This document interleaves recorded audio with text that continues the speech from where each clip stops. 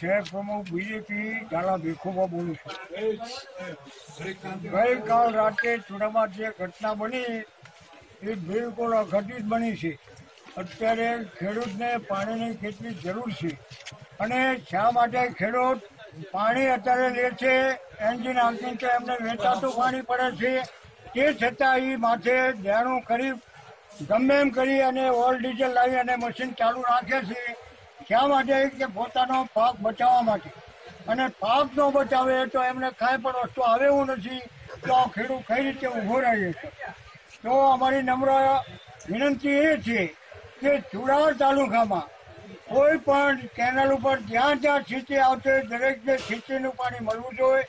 એ ઉપરાંત ડેમ તળાવ પણ કોઈ ખાલી ન રહેવા જોઈએ કે જેથી ખેડૂત પોતાના પગ પર ઊભો રહી શકે. આથી વિશેષ કહેવા ન આવે.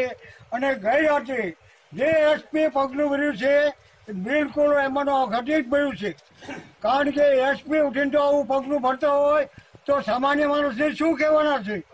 કોઈની રિક્વેસ્ટ એમણે સાંભળી નથી અને ખાલી તોડફોડ જ ચાલુ કરી દીધી. આ એમના માટે બરોબર નથી.